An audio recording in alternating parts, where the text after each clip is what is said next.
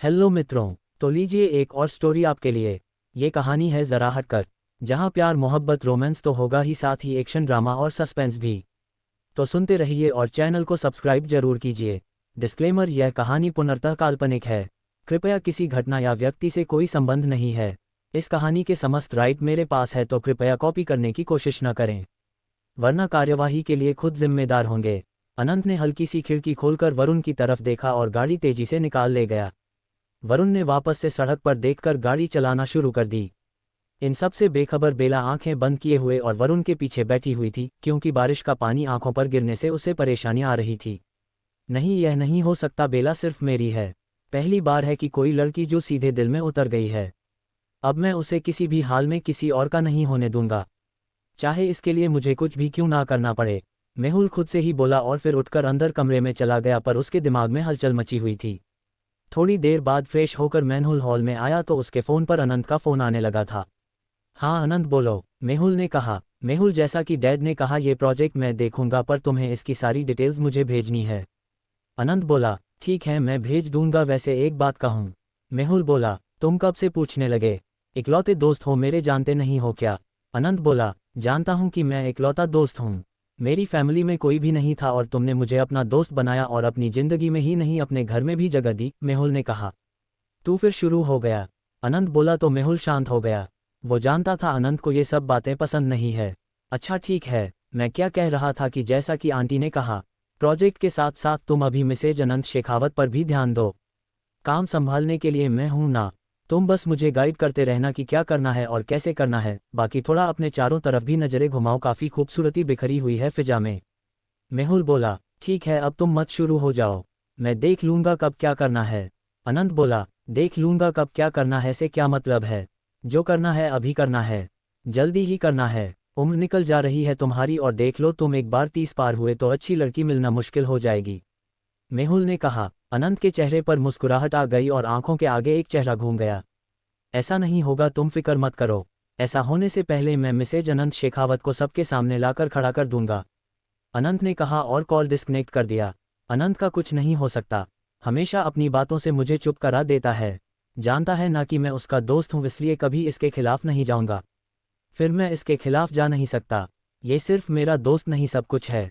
जब मैं इस शहर में आया था तब मेरा कोई नहीं था।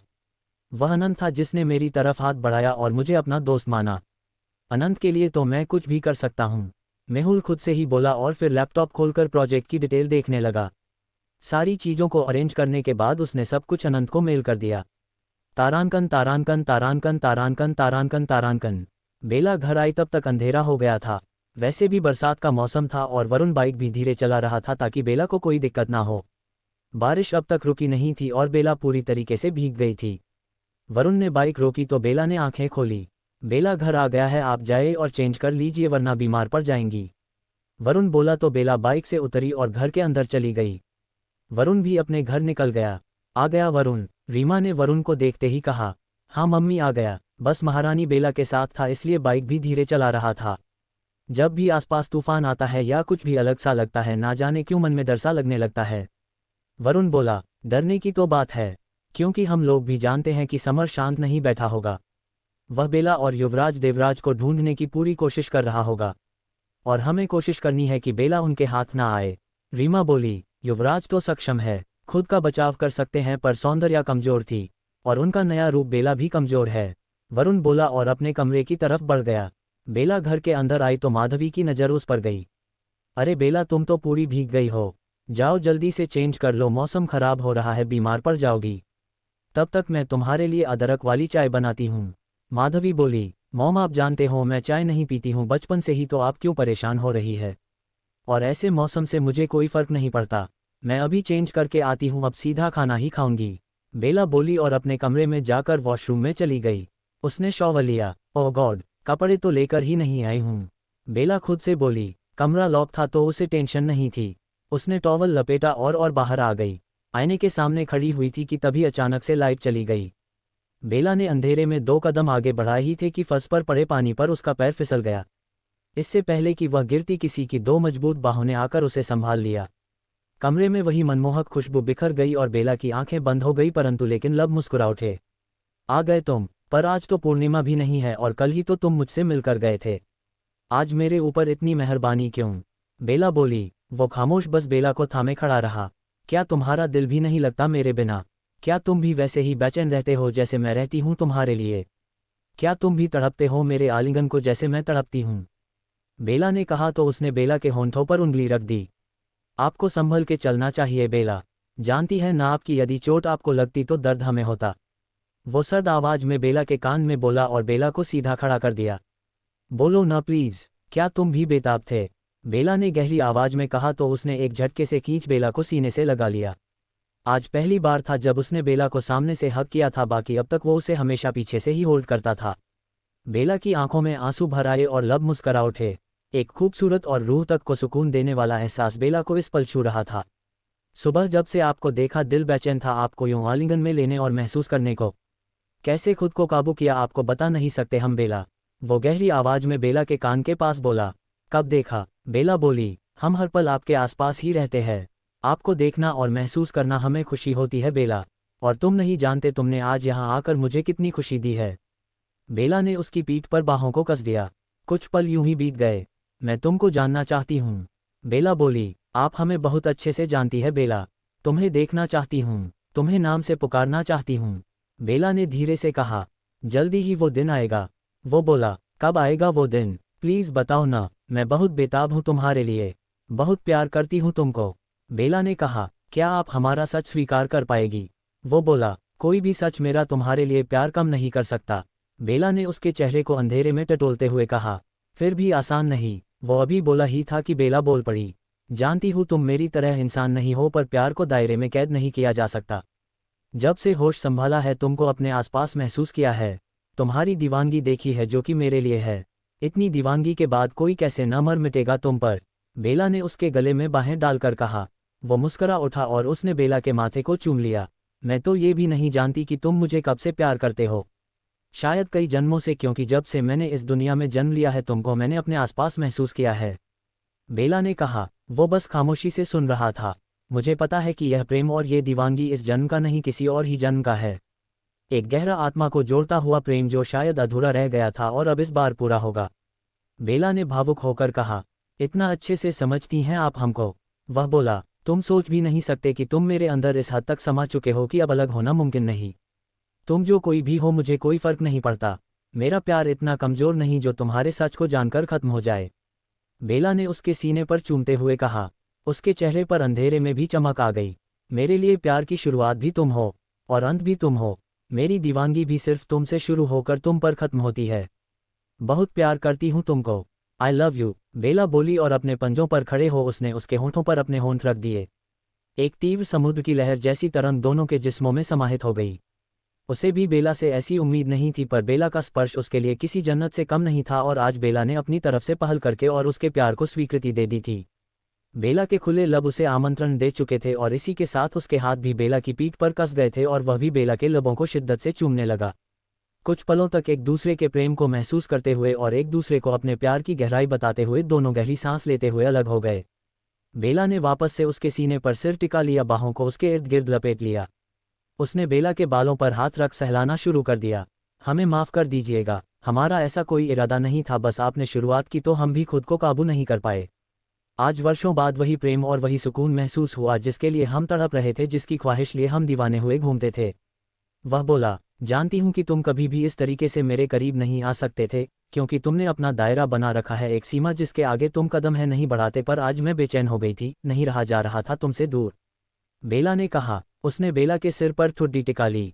अब तुम समझोगे कि मैं तुम्हें कितना प्यार करती हूँ और तुम्हारे किसी भी सच से मेरे प्यार पर कोई फर्क नहीं आएगा और ना ही तुम्हारे और मेरे रिश्ते पर। बेला बोली तो उसकी पकड़ भी बेला की कमर पर कस गई। कुछ पल खामोशी में बीत गए। चलिए अब हम जाते हैं, आप भी तैयार हो जाए। इस तरीके से सिर्फ टॉवल और गीले बालों में रहेंगी तो आपको सर्दी हो जाएगी। वह बोला तो बेला होश में आई। मैं टॉवल में हूँ, ये तो चीटिंग है, तुमको ऐसे नहीं आना चाहिए था ना।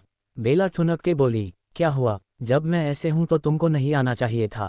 बेला बोली। हमें नहीं पता था कि आप किस स्थिति में हो। उसकी आवाज में शरारत थी। तुमको याद तो दिलाना चाहिए था ना। ये तो चीटिंग है, बेला ने उससे दूर होते हुए कहा। उसने बेला का हाथ पकड़ा और वापस से करीब खींच लिया। जब मैं ऐसे हूं तो तुमको नहीं आना चाहिए था। बेला बोली, हमें नहीं पता था कि आप किस स्थिति में हो। उसकी आवाज में शरारत थी। तुमको याद तो दिलाना चाहिए था ना। ये तो चीटिंग है, बेला ने उससे दूर होते हुए कहा। उसने बेला का हाथ पकड़ा और वापस से करीब खींच लिया। हम तो आपको देख ही नहीं रहे थे, देखो यहाँ पर अंधेरा है, हमें कुछ भी दिखाई नहीं दे रहा है। वो मासूम बनकर बोला, अच्छा बेवकूफ़ बनाने के लिए फिर मैं ही बची हूँ पूरी दुनिया में। बेला ने नाराजगी से कहा। कोई शक, वो बोला। तो बेला का मुंह बन गया। तुम मेरा मजाक बना रहे हो, बेला ने गुस्से से कहा। नहीं तो, हम हमारी बेला का कभी मजाक नहीं बना सकते। मैं जानती हूँ कि तुम अंधेरे में देख पाते हो, तभी तो रात को मिलने आते हो। अच्छा ये बताओ कि तुम बिल्ली हो कि चमगादड़, या भेड़िया, जो कि अंधेरे में देख लेते हो? बताओ बताओ, बेला बोली। आप पहले कपड़े पहन लीजिए, कहीं ऐसा ना हो आपको इस हाल में देखकर हम बहक जाए। वह बोला, तुम कभी नहीं बहक सकते, जानती हूँ मैं, और अभी तुम जाना मत, बेला बोली और कबर्ड की तरह बढ़ गई, पर उसे कुछ भी दिखाई नहीं दे रहा था। संभल के बेला, वो बोला। अब मेरी तुम्हारी जैसी आंखें नहीं है ना कि अंधेरे में दिखाई दे, इसलिए पहले तुम जाओ, फिर जैसे ही लाइट आएगी तभी मैं कुछ कर पाऊंगी। बेला ने कहा। जैसी आपकी आज्ञा, वो बोला और अगले ही पल बेला को पीछे से बाहों में भर लिया। बेला मुस्करा उठी। आज का दिन कभी नहीं भूल पाएंगे हम। वो लम्हा जब आपके लबों ने हमारे लबों को स्पर्श किया, हमें मानो नया जीवन दे गया। वो बोला और बेला के खुले कंधे पर एक गहरा किस कर दिया। बेला की आंखें बंद हो गई और जब बेला ने आंखें खोली लाइट आ चुकी थी और वो जा चुका था। बेला ने खुद को आईने में देखा तो कंधे पर उसके होठों की गहरी छाप आ चुकी थी। कौन हो तुम आखिर जो मुझे इतना चाहते हो, तो फिर मेरे सामने क्यों नहीं आते? क्यों नहीं बताते कि तुम्हारी असली पहचान क्या है? क्या तुम्हें अब तक मुझ पर और मेरे प्यार पर विश्वास नहीं हुआ है? बेला ने खुद से ही कहा। फिर ड्राई ले बाल सुखाने लगी। क्या तुम डरते हो कि तुम्हारा सच जानकर मेरा प्यार तुम्हारे लिए कम हो जाएगा? पर यहाँ तुम गलत हो, बेला बोली और ड्रायर वापस रख दिया और कपड़े ढूंढने लगी। मुझे नहीं पता तुम कौन हो क्या हो, पर मैं इतना जानती हूँ कि तुम्हारा प्यार सच्चा है और तुम्हारी मेरे लिए दीवानगी भी। जब प्यार का मतलब भी नहीं समझती थी तब से तुमको अपने आसपास महसूस किया है। तुम्हारी खुशबू को, तुम्हारे एहसास को पहचानती हूँ मैं। तुमने आज तक कभी मुझे कोई नुकसान पहुँचाने की कोशिश नहीं की। तुम हमेशा मुझसे मिलने आते रहे हो, ये तुम्हारा गहरा प्यार ही है कि जब मैं कुछ भी समझती नहीं थी तब भी तुम मुझे दीवानों की तरह चाहते थे और आज भी चाहते हो। फिर मैं कैसे तुमको या तुम्हारे प्यार को ठुकरा सकती हूँ? इनकार की कोई वजह भी तो नहीं है ना मेरे पास। मैंने तुम्हें हर रूप में स्वीकार कर चुकी हूँ, आगे जैसी तुम्हारी इच्छा। बेला ने टी शर्ट गले में डालते हुए कहा। जब तुमको मुझ पर विश्वास हो जाएगा उस दिन मेरे सामने आना और मैं उस दिन का बेसब्री से इंतजार करूंगी। बेला ने कबर्ड बंद किया और बाहर जाने लगी कि तभी ध्यान फिर से कंधे पर गया। बेला ने देखा कंधे का निशान दिख रहा है तो उसने हाई नेक टी शर्ट निकाली और पहन ली, उसके बाद मुस्कुराते हुए बाहर निकल गई।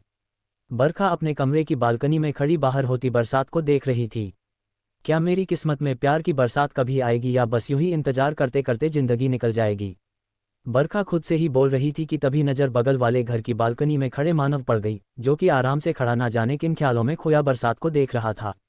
बहुत कोशिश की कि तुमसे दिल ना लगाऊं, पर ना जाने कैसे और कब तुम दिल में समाते चले गए। मैं तुम्हें परेशान करती हूँ, छेड़ती हूँ, पर नहीं जानती थी तुम्हें परेशान करते करते कब तुम्हें दिल में बसा लूंगी। पता नहीं क्या होगा उस दिन जब तुम दोनों बहन भाइयों को हम लोगों का सच पता चलेगा। बेला तो शायद युवराज के सच के साथ उन्हें स्वीकार कर भी ले, क्योंकि उनका प्रेम तो पिछले जन्म से चला आ रहा है, पर मुझे समझ नहीं आ रहा कि तुम क्या करोगे। तुम मेरे प्रेम को स्वीकार करोगे या फिर मुझसे डर जाओगे या नफरत करोगे? बरखा खुद से बोली। मानव की नज़र बरखा पर गई तो कुछ देर पहले बरखा का उससे चिपक के बाइक पर बैठना याद आ गया और वो मुस्करा उठा। ओए घर के शायर, इतने उदास क्यों खड़े हो आज? क्या बरखा रानी को बरसात पसंद नहीं? मानव ने कहा। मैं उदास नहीं होंगी तो क्या होंगी? कितनी बुरी तरीके से तुमने चिल्लाकर मुझे उठाया था जब तुम्हारी बाइक पर मैं सो गई थी। बरखा ने मासूम फेस बनाकर कहा। चल हट नौटंकी, तू सोई नहीं थी समझी, और मुझे बनाने की कोशिश मत किया कर। इंस्पेक्टर मानव सिंह हूँ और तुम्हारे जैसे लोग अगर मुझे बनाने लगे तो हो गया काम। मानव बोला और मुस्कुराता हुआ कमरे में चला गया। इसी बात का तो डर है, जिस दिन तुम जानोगे कि मेरा सच क्या है उस दिन तुम खुद को ठगा हुआ महसूस तो नहीं करोगे। क्या समझ पाओगे तुम मेरी परिस्थिति और मेरे दिल के हाल को? बरखा ने खुद से कहा और फिर वह भी कमरे के अंदर चली गई। तारांकन तारांकन तारांकन तारांकन तारांकन तारांकन। अनंत अपने कमरे में आंखें बंद किए हुए बैठा था और चेहरे पर एक खूबसूरत सी मुस्कुराहट में फैली हुई थी कि तभी अभिमान कमरे में आए।